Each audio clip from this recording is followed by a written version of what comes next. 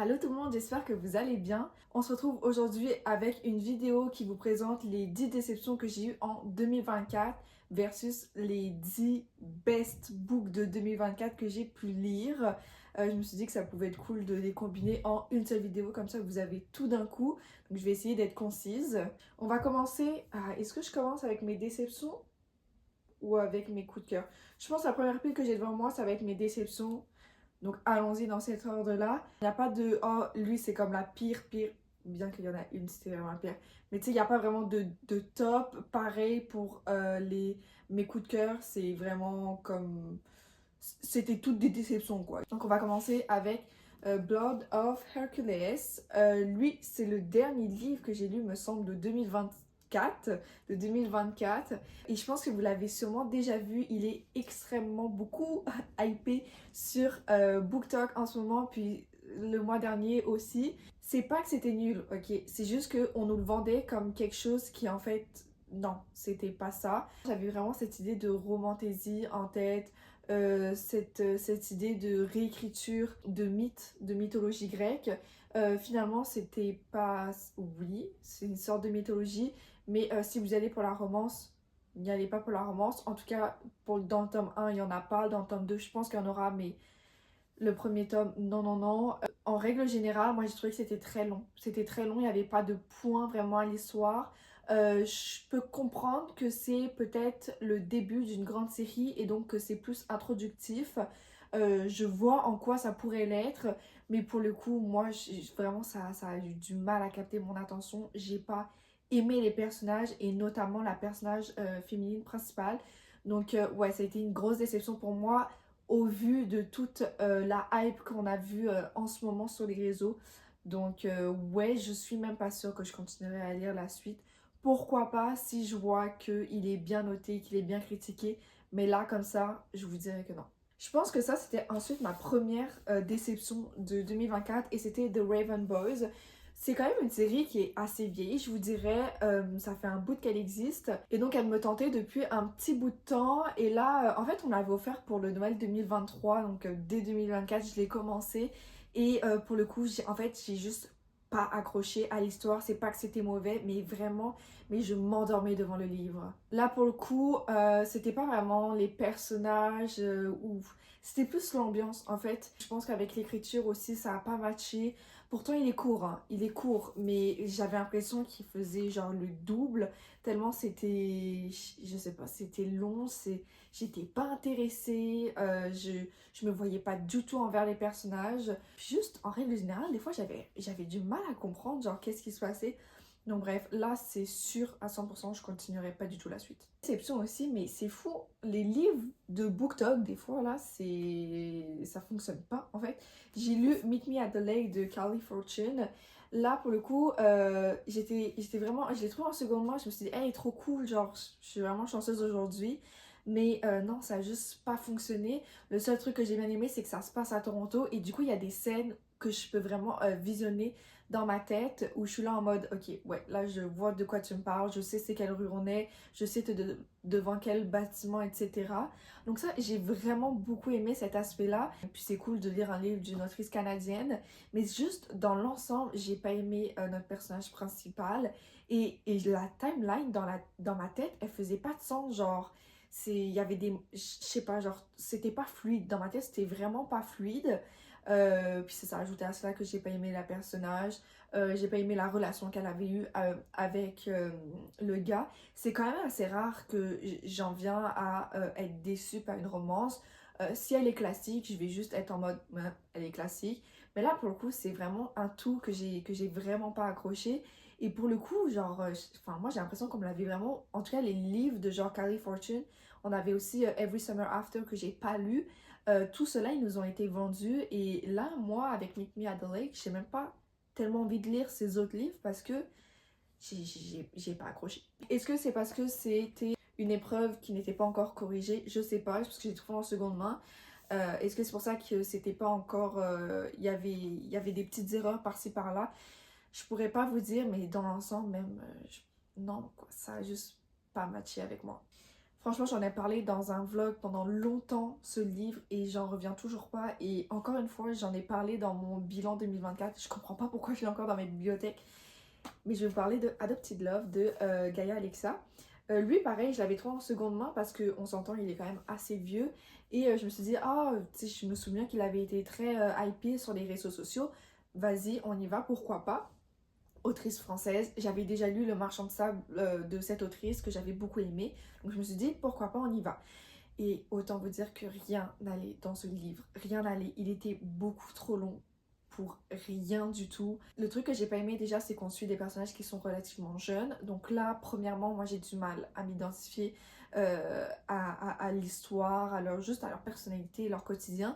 Après ça, tu peux le savoir directement en lisant la quatrième de couverture. Mais ce que j'ai pas aimé en fait, c'est tous les passages racistes, grossophobes, misogyne, tout ce que tu veux, mais je me suis dit, mais comment est-ce que quelque chose comme ça a pu être publié? Vraiment, rien n'allait dans ce livre et j'en ai fait un vlog de lecture et à chaque, genre, je lisais des passages et vraiment, il y en avait, mais non, mais non, en fait, genre, et puis même dans l'ensemble, la relation amoureuse, bah non, ça fonctionne pas, c'est toxique, mais c'est toxique, waouh, genre, oui, je suis d'accord que c'est vraiment le bad boy, good girl, un peu cliché d'il y a quelques années, mais moi j'en ai lu des livres qui sont hyper clichés, puis tu peux être cliché et respectueux dans tes propos, donc ouais, non, là, moi j'ai vraiment pas accroché. Puis là, pour le coup, c'est la déception de 2024 parce que c'était. Moi, je suis désolée, hein, moi j'ai trouvé ça nul. Je vais pas vous gâcher, je vais trouver ça nul. J'ai pas compris ce qui s'était passé avec ce livre. Ça peut être étonnant, mais j'ai été déçue par un livre de SGM, je sais. Mais cette année, on a House of Flame and Shadow qui est sorti en début d'année, en janvier, me semble, 2024. Qui clôture la série Crescent City de Sarah J. Maas. Donc c'est le troisième tome.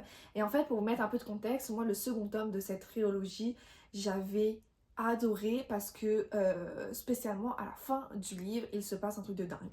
Et quand je vous dis un truc de dingue, c'est que tu poses ton livre et t'es genre en mode what the fuck, qu'est-ce qui se passe? Et donc du coup, moi, ce livre-là, je l'attendais de pied ferme. Et en fait, je pense que ce qui n'a pas été, c'est que mes expectations étaient beaucoup trop hautes par rapport à ce qui a été livré par l'autrice. Et puis, je pense que c'est un peu tricky des fois pour les auteurs, mais c'est la fin d'une série. Et donc, je peux comprendre des fois que c'est un peu compliqué de plaire à tous les lecteurs, de fermer l'histoire. Mais là, pour le coup, j'ai trouvé que c'était trop cucu. Et je sais pas, moi, ça ressemblait pas aux autres livres que j'avais lus de Sarah J. Maas. Quand je pense à Kingdom of Ash, de la série Throne of Glass, c'était une super fin. C'était une super fin, puis t'as pas besoin d'être super cucu. Et là, pour le coup, quand je vois que c'est une fantaisie urbaine pour adultes qui se finit comme ça, je me suis dit, non, il manque quelque chose. Ça correspond pas avec ce que je m'attendais, à ce que j'ai l'habitude de voir. Donc, je vous dirais que non, elle est pas nulle, la série. Je vous recommande même de la lire parce que elle est bonne. Puis si vous aimez ça du SGM, allez-y. C'est juste que au vu de qu'est-ce que j'ai l'habitude de lire de cette autrice, au vu de qu'est-ce qui s'était passé dans le second tome, ça n'a pas fonctionné. Ça n'a pas fonctionné et c'est pour ça que j'ai été déçue. Surtout que c'est une brique, hein. On va s'entendre, c'est un gros bébé. Donc il y avait du potentiel et oui, il y avait des beaux passages, mais dans l'ensemble, j'ai été déçue. C'était un 3 sur 5, hein. C'était pas nul, mais c'est juste que personnellement, tu sais, je lisais, j'étais genre, ok, quand est-ce que ça va devenir meilleur? Quand est-ce que ça va devenir meilleur? Puis ça n'a pas répondu à mes attentes. Donc c'est pour ça qu'il fait partie de mes déceptions de 2024. Sur celui-là, je suis pas la seule et je vais vous parler de Reckless de Lauren Roberts, qui est le tome 2 d'une trilogie, me semble que c'est une trilogie. Donc le tome 1, Powerless, qui est juste là, que j'avais lu, je pense l'année dernière ou encore l'année d'avant, je sais plus exactement. C'est une série romantasy young adulte. Donc déjà, young adulte, c'est pas ce que je lis personnellement, vraiment, c'est pas ce qui accroche mon attention le plus, je suis plus dans le adulte. Donc déjà, tu sais, c'était un petit risque. Quand tu prends la série, tu sais que c'est pas vraiment le genre que tu as l'habitude, tu prends un petit risque.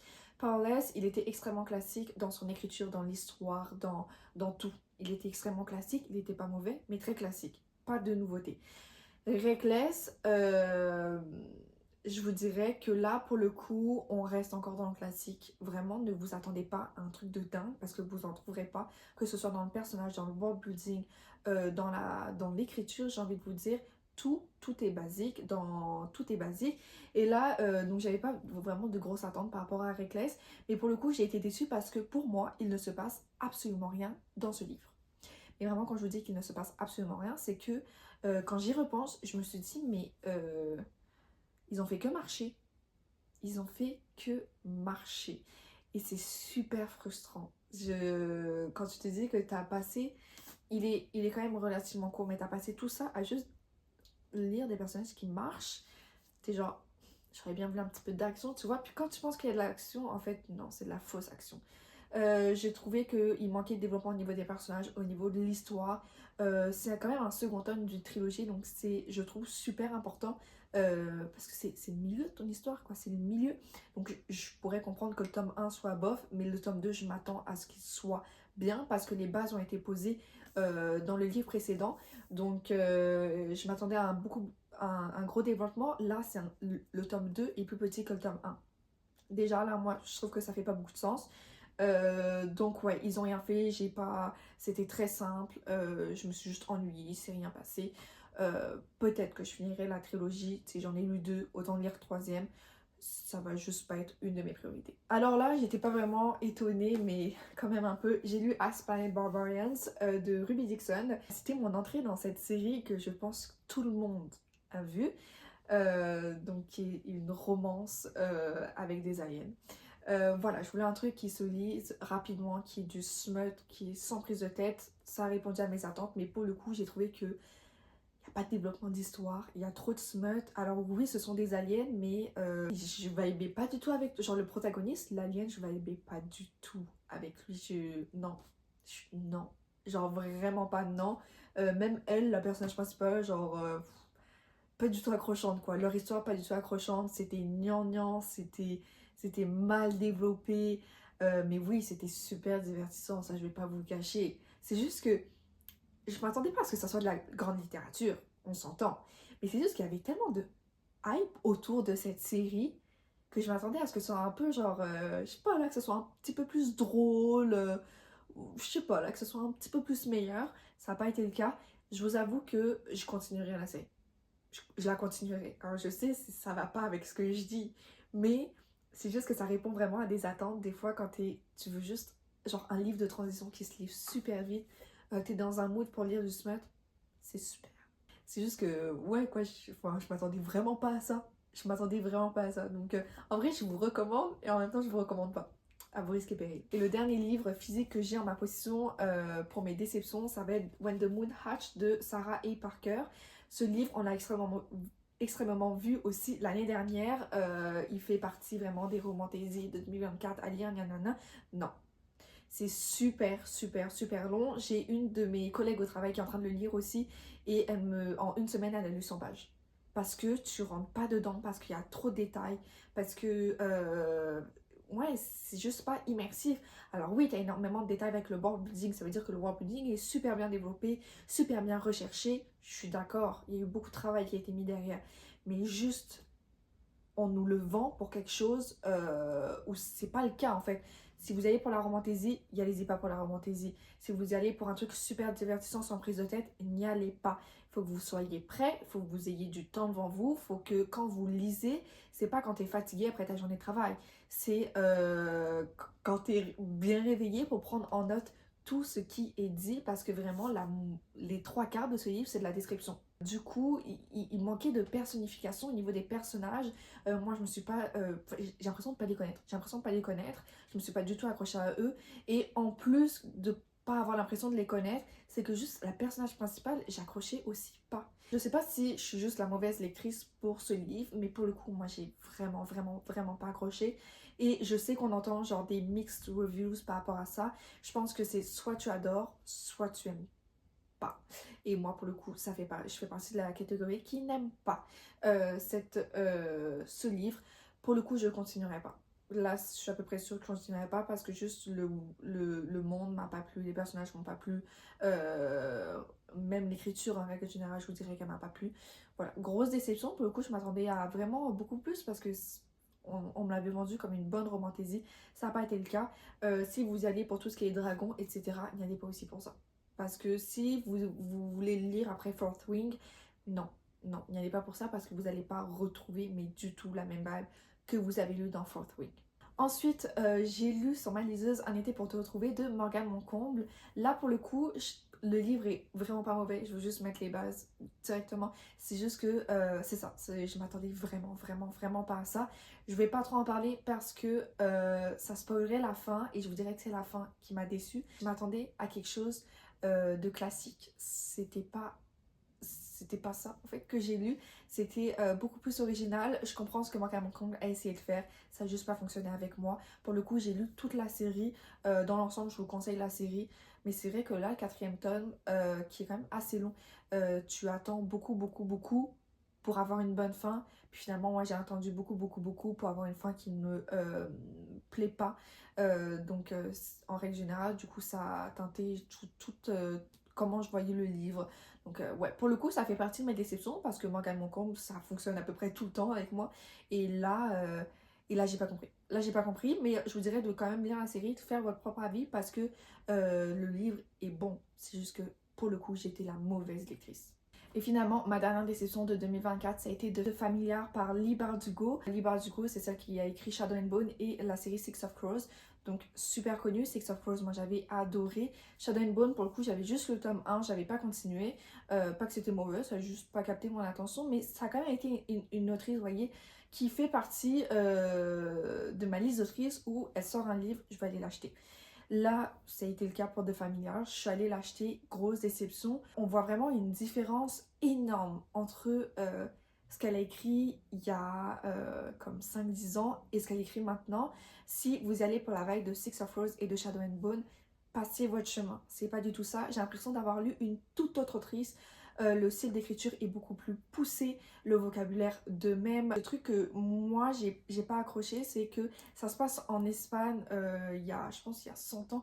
Bref, l'époque, moi déjà, j'accroche pas. Le fait que ça se passe en Espagne, ça m'a pas plus capté mon attention. Et toute la culture autour de cette période, ça m'intéressait pas. En fait, ça m'intéressait juste pas.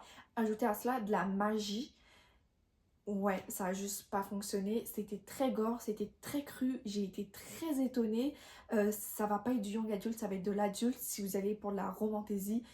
Encore une fois, passez de votre chemin parce que moi, pour le coup, je m'attendais à avoir de la romance parce que elle le pitchait comme étant son livre le plus romantique qu'elle ait écrit à date. Non. Bah non, du coup. Bah non, je vois de quoi tu parles, je vois ce côté romantique, mais non, non. Et je pense que dans le futur, les prochains livres que Leigh Bardugo va sortir, ça va sûrement être un non pour moi. Ou en tout cas, j'attendrai vraiment beaucoup de temps avant de me procurer pour regarder les avis, pour vraiment comprendre de quoi ça parle. Parce que là, j'y suis allée à l'aveugle et pour le coup, ça n'a pas du tout été une réussite. Et sur cette note, on va passer à mes 10 coups de cœur de 2024 et on va commencer directement avec The True Love Experiment de Christina Loren. Ce livre, j'ai l'impression d'en avoir parlé 10 000 fois dans mes vidéos, mais en fait c'est parce que c'est le premier livre, en tout cas ça a été mon premier coup de cœur de 2024. Donc voilà pourquoi. Je pense que c'est le meilleur livre de Christina Loren à date, que j'ai beaucoup aimé et vraiment je me fais la réflexion souvent, c'est que ce livre ne contient pas de miscommunication. Et j'adore parce que de nos jours, les romances sont... on a trop de miscommunication dans les troupes, dans l'histoire, dans le développement. Et là, pour le coup, on a des personnages, alors oui, ils sont adultes, peut-être que tu as un gain de maturité, mais qui communiquent. On a une tension parce qu'en fait, ils vont travailler sur le même... ils vont travailler sur le même genre, dans le même endroit, donc t'as genre tout ce qui est proximité forcée, et en gros, elle, à travers une série télé, genre une télé-réalité, elle doit trouver son âme sœur, sauf que, en fait, son âme sœur, c'est celui qui est derrière la caméra. Et oh my god, la tension, les personnages sont juste drôles, on voit bien une alchimie, ils communiquent, tout allait, j'ai adoré, et ouais, meilleur livre de Christina Loren, parce que J'en ai lu des livres de ces madames. Et là, celui-là, c'est celui qui m'a le plus genre blown away. J'y pense souvent et j'adore. Et pour le coup, c'est le genre de livre que je verrais trop bien adapté en série ou en film. Ça serait vraiment trop trop beau. Ensuite, et je pense que ça n'étonnera encore une fois personne, autre coup de cœur, Bride de Ali Hazelwood. J'adore ce livre, j'adore ce livre. Si vous voulez rentrer dans tout ce qui est Omegaverse, ce livre est pour vous. Donc vraiment là pour le coup on a vampire et loup-garou. Je sais pas quoi vous dire, genre j'ai trouvé que chaque page dans ce livre était bonne. Les personnages, la tension, le smut, tout le world building parce qu'on s'entend que c'est quand même une autrice qui écrit du contemporain de base, puis là elle se lance dans une romantisée, donc ça change, mais elle s'est tellement pas plantée. Elle a fait ça tellement bien, vraiment je n'en reviens pas et j'en veux plus. Vraiment, moi personnellement, j'ai adoré et je pense que je suis pas la seule parce que pour le coup, j'ai l'impression d'avoir vu que des avis positifs sur ce livre. Vraiment, la tension, mais juste les dialogues entre nos deux personnages. Puis on s'entend, hein, il y a un loup-garou, puis elle c'est une vampire. Puis là, ils sont censés se détester, puis ils vont se marier. Je ne sais que dire. J'ai adoré. Et tu sais, c'est le genre de livre que genre, vraiment je pourrais relire plusieurs fois. Tellement c'est divertissant, c'est efficace, mais c'est bien écrit et c'est tellement agréable à lire. Un autre de mes genres comfort read que j'ai découvert cette année, c'est The Very Secret Society of Irregular Witches. Je pense qu'il a été traduit déjà en français. Là, pour le coup, j'ai été étonnée parce que si vous allez pour la romance, passez votre chemin parce que c'est pas vraiment la romance que vous trouverez dans ce livre. Dans ce livre, vous y allez pour l'atmosphère, vous y allez pour ce truc cocooning, que t'es au chaud, t'es bien installé sous ton plaid avec un feu au coin de la pièce. T'y vas pour ça, t'y vas pour ça, t'y vas pour trouver fan family avec des enfants tellement cute, mais avec des personnages aussi qui sont tellement cute. T'y vas pour la magie qui est présente sans être trop présente, mais qui fait du sens. T'y vas effectivement pour trouver une relation romantique qui va se développer. J'ai énormément aimé ce livre et j'ai tellement hâte de lire plus de livres de cette autrice. Je sais qu'elle va en sortir un cette année, me semble, et j'ai hâte, je suis tellement excitée de continuer à lire des livres de cette autrice parce que lui, ça a été une excellente surprise. Et pour le coup, je vous conseillerais plus de le lire, genre plus en automne, parce que c'est exactement ça que tu veux. C'est super, super bon, ouais, t'es juste bien quand tu lis, c'est super agréable. Ensuite, ça a été mon premier livre de Ashley Poston et c'était de Seven Years Sleep. J'en ai lu deux autres d'elle après. Pour le coup, qui ont été un peu moins bien, mais lui, vraiment, il m'est resté. Mais wow. Le truc avec cette madame, c'est qu'elle écrit des romances avec un petit peu de magie qui est là, mais qui est pas non plus. Genre, c'est pas une sorcière qui va lancer des sorts. Là, pour le coup, c'est juste un appartement qui ramène la personne qui habite dans l'appartement 7 ans avant. Ou 7 ans après. Je peux pas spoiler. Mais c'est ça, l'appartement, il fait des choses un petit peu magiques. Et du coup, ça fait qu'il y a deux personnes qui se rencontrent. Et oh my god. Oh my god, j'ai adoré les personnages, les dialogues, le développement de l'histoire, tout ce principe d'appartement magique, tout était parfait, tout était parfait. C'est, je m'attendais pas autant de ce livre, honnêtement, je m'attendais pas autant, c'était une superbe surprise parce qu'on l'a pas énormément vu sur les réseaux, il est passé une fois par-ci par-là, mais pas énormément. Et pour le coup, je suis tellement contente de l'avoir pioché parce que j'ai adoré. Et encore une fois, pour le coup, c'est le genre de livre que je verrais super bien adapté. Si c'est bien fait là, ça donne un truc de dingue. Je voulais faire une mention spéciale à la Zodiac Academy. J'ai lu les 6 premiers tomes, il me semble qu'il y en a 9. C'est pas... Je vous dirais pas que c'est un coup de cœur, je vous dirais pas que c'est extraordinaire. C'est juste que tu sais, là, ça fait 6 tomes que je lis la série. Ça fait 6 tomes que je me coltine les mêmes personnages, que je suis dans le même world, que tout est pareil et juste tu t'accroches. Tu t'accroches à l'histoire, tu t'accroches aux relations entre les personnages. Tu es juste investi dans tout ce qui se passe dans ce monde. Elle vous prendra du temps, elle vous prendra de l'énergie. Mais qu'est-ce qu'elle est bonne parce que elle te transporte dans un autre monde et pour le coup, elle le fait super bien. Nos personnages sont cool. Au début, j'ai été un petit peu sceptique parce que c'est un harem ou harem inversé.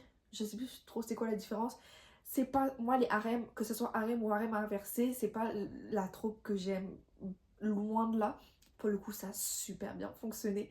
Et j'ai juste trop hâte de finir la série cette année parce que, ouais, c'est pas incroyable, mais oh mon dieu que c'est cool. Ensuite, une lecture mais que j'ai adoré.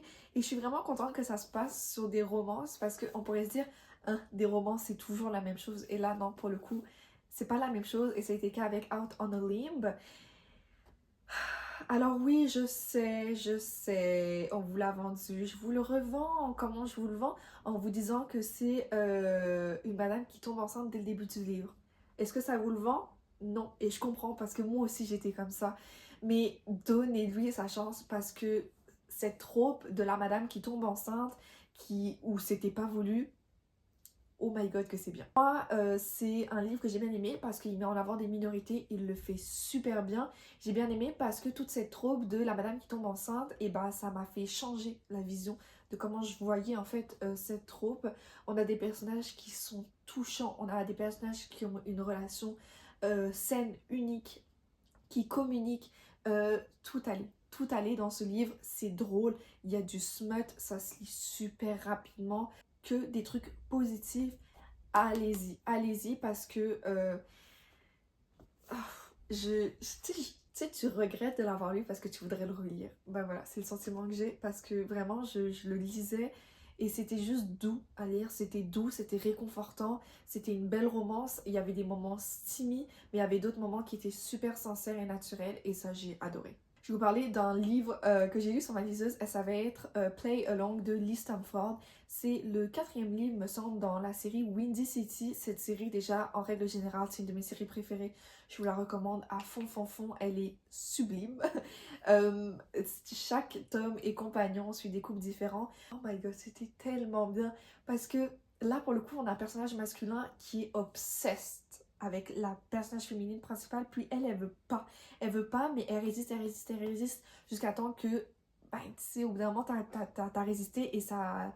Tu sais, ça lâche là. Ça lâche et ça y va. Et de là, une relation qui est super cool s'ensuit parce que, tu sais, encore une fois, ils communiquent, ils sont drôles, ils sont doux, tout allait et c'est quand même le 4e tome d'une série avec des tomes compagnons, donc tu retrouves les anciens couples des tomes précédents et c'est juste super confortable de retrouver ta famille dans ce livre et vraiment j'ai adoré et encore une fois j'ai tellement hâte que Lee Stamford sorte d'autres livres parce que pour le coup j'adore et là on pourrait se dire ah c'est des romances sportives hyper classiques. Oui, tu retrouves des éléments classiques, mais pour le coup, je sais pas comment elle fait, mais elle arrive à rendre ses livres uniques à un point où t'es genre, bah oui, oui, c'est normal, pourquoi tout le monde ne fait pas ça? Et vraiment, j'adore Play Along, mais j'adore aussi la série Windy City, donc je vous la recommande à 100%. Ensuite, on enchaîne avec une duologie. Ben non, c'est une trilogie, me semble. Mais là, j'ai que les 2 premiers tomes parce que le 3e tome n'est pas encore sorti. Et on a Assistant to the Villain et Apprentice to the Villain. Là, pour le coup, on est plus sur une romantaisie, mais qui est fluffy. C'est genre sans prise de tête, c'est drôle, c'est grotesque, c'est fluide, c'est quand même assez court. C'est bien construit, vraiment j'ai adoré. Que ce soit les personnages principaux comme les side caractères, j'ai énormément aimé. Tout le côté romance aussi, tu sais, ça met du temps à arriver, mais quand t'as des petits bouts, juste tu les prends, puis ça te suffit pendant un temps. Il y a une bonne tension et pour le coup c'est drôle, c'est vraiment, mais genre, enfin, c'est vraiment grotesque par moment. On a une grenouille pour communiquer qui te sort des pancartes de on ne sait pas où elles sont ces pancartes. Un dragon qui s'appelle Fluffy, genre c'est nul dit comme ça, mais c'est juste plein d'éléments et au bout d'un moment t'es genre ok c'est juste cool cette série, t'es juste bien quand tu lis les livres. Donc moi ça a été un gros coup de cœur et j'ai extrêmement hâte de lire le tome 3 qui va sortir normalement cette année, j'espère. Mais ouais, non, j'ai adoré et je vous la conseille si vous voulez un truc qui est genre, tu sais, c'est bien construit, mais ça te prend pas non plus trop la tête. Allez vers cette série. Et enfin, et puis, c'était mon... En fait, non, c'était pas Blood of Hercules, mon dernier livre de l'année. C'était Not Another Love Song de Julie Soto. Et pour le coup, je vous dirais que finir 2024 avec un coup de cœur, Qu'est-ce qu'on demande de plus? Qu'est-ce qu'on demande de plus? Là, encore une fois, c'est une romance. Qu'est-ce que j'ai aimé dans ce livre? C'est qu'il y avait tout un côté musique qu'on voit pas tout le temps, avec deux musiciens, donc j'ai beaucoup aimé, qui sont rivaux. Donc ça ajoute de la tension dans leur relation. C'était bien écrit, c'était pas le meilleur livre. Je vous dirais que c'était un coup de cœur 2024, mais c'était pas mon meilleur livre que j'ai lu ever, parce qu'il y avait des petits moments où j'étais genre oh, ok, peut-être que ça manque de quelque chose, peut-être que ça c'est trop long, mais dans l'ensemble j'ai adoré la tension entre les personnages, puis juste l'amour qu'ils se portent entre eux, l'amour qu'ils portent à la musique, j'ai extrêmement aimé. On avait plein de détails sur le monde musical sans qu'on soit submergé d'informations. Puis pour le coup, là, cette scène, enfin non, cette image, c'est la scène d'un livre et ouais, elle est bonne. Ouais, elle est bonne. Parce que si vous voulez du smut, là pour le coup, c'est genre une scène de smut où t'es genre, ça répond à tes attentes, mais c'est original. Et ça, c'est qu'est-ce qu'on demande de plus dans la vie? Dernière lecture de 2024 et pas des moindres. Bon, on en a fini avec mes 10 déceptions et mes 10 coups de cœur de 2024. J'espère que ça vous aura plu, que pour le coup 2025 ne sera que des coups de cœur, bien que c'est rarement le cas. Mais écoute, on peut rêver. Sur ce, je vous souhaite une bonne journée, une bonne nuit, bon appétit, tout ce que vous voulez. Et je vous dis à plus tard pour une prochaine vidéo. Bye!